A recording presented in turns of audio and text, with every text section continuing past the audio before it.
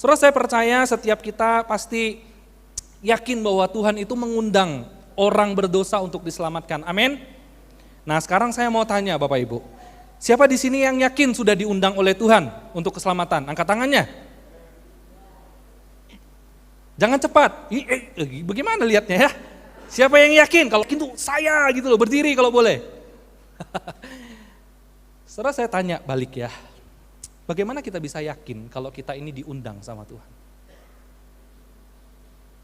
Saudara yakin dari mana? Apa buktinya kalau saudara itu diundang? Ada suratnya kepada yang terhormat. Ada suratnya? Apa buktinya kalau saudara kita diundang oleh atas kayu salib? Betul enggak?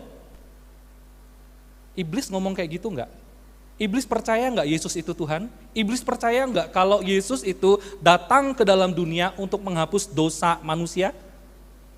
Percaya. Kalau begitu, apa bedanya kita yang cuma percaya dengan mulut kita, dengan iblis, setan yang percaya juga, apa bedanya? Apakah setan juga diundang? Kan tidak, jelas kan? Saudara, bagaimana kita menjawab ini? Saudara tahu dari mana? Tahu dari mana kalau saudara diundang oleh Tuhan dalam keselamatan? Nah, oleh sebab itu kita akan renungkan dan kita akan cek dalam hidup kita, benar enggak kita diundang? Saudara, satu kali saya bicara tentang diundang, saudara. Satu kali saya pernah diundang, ini momen pertama dalam hidup saya diundang khotbah.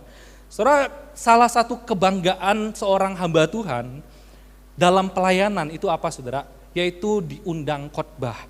Saudara, waktu saya pertama kali melayani di sebuah gereja, waduh, datanglah sehelai kertas saudara, suratnya isi undangan khotbah. David Chong diundang khotbah ke gereja A. Gerejanya bukan gereja besar, isinya cuma 30 jemaat.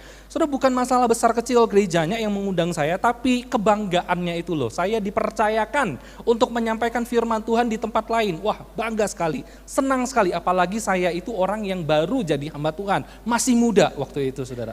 Wah saudara, undangan diberikan 2 bulan sebelum hari H. Saudara, waktu terima undangan itu, sejak waktu itu saudara, saya belajar dengan giat, saya pelajari tema yang diberikan, saya pelajari ayat-ayat yang diberikan, saya dalami, saya baca buku komentari, saya baca buku-buku khotbah, saya dengar khotbah-khotbah yang berkaitan dengan yang sama saudara. Saudara, saya persiapkan saya. Mau makan ingat khotbah, mau tidur ingat khotbah, mau apapun saya ingat khotbah itu. Lihat apapun saya ingat saudara, khotbah itu. Wah, singkat cerita saudara, sampailah di hari H, saya datang ke gereja agak sedikit terlambat, masuk ke dalam gereja, duduk di depan, ibadah sudah mulai. Wah saudara, memuji Tuhan, saya pakai jas rapi, pakai dasi, bawa Alkitab. Wih, dalam hati saya sebentar lagi saya akan berkhotbah saudara ya, di gereja tempat orang lain. Wow, bangganya diundang, dihormati sekali. Setelah singkat cerita, setelah WL ngomong, oke baik, kita akan siapkan hati mendengar firman Tuhan, mari kita nyanyikan pujian. Saudara, waktu nyanyian pujian, saya menikmati puji-pujian yang dinaikkan saudara. Saya nyembah Tuhan, kami rindu Tuhan dengar firman-Mu. Saya tutup mata saudara. Tiba-tiba si WL ngomong begini, baik waktu dan kesempatan saya berikan kepada akan menyampaikan firman. Saudara, begitu saya buka mata, tiba-tiba ada hamba Tuhan yang lain naik.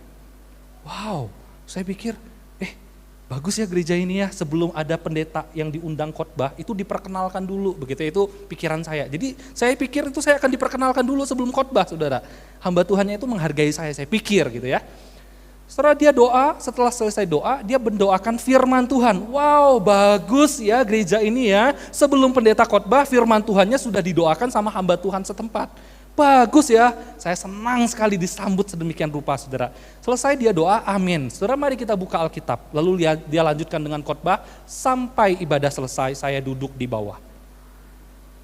Saya duduk di bawah, saya ikut ibadah selesai, saya dengarkan khotbah hamba Tuhan itu, selesai kebaktian majelisnya datang sama saya. Pak David, terima kasih ya sudah datang ya, ingat loh jadwalmu minggu depan. Oh iya Pak, iya makasih.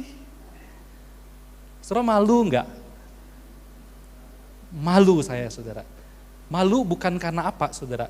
Ya mungkin mereka enggak tahu, mereka pikir saya datang cuma buat kebaktian, tapi saya malu. Kenapa? Karena di gereja tempat saya melayani, saya udah minta izin, Pak saya minta izin hari ini saya diundang khotbah.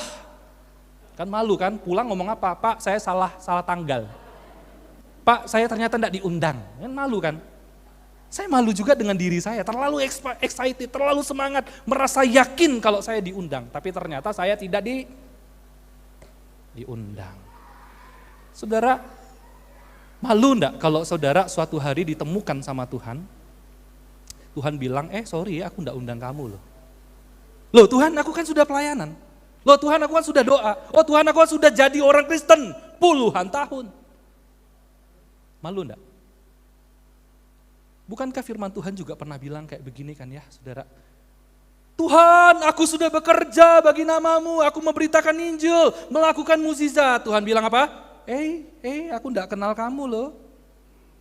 Ada orang ngaku-ngaku. Tuhan juga pernah bilang kan ya, di dalam Alkitab, banyak yang dipanggil, sedikit yang Saudara, bisa nggak terjadi itu dalam kehidupan kita? Bisa? Kita datang ke gereja, rajin, pelayanan, ngaku sebagai orang Kristen, padahal di hadapan Tuhan, Tuhan bilang, no, aku enggak pernah pilih kamu, aku enggak pernah kasih undangan sama kamu, aku enggak pernah panggil kamu, aku enggak pernah pilih kamu.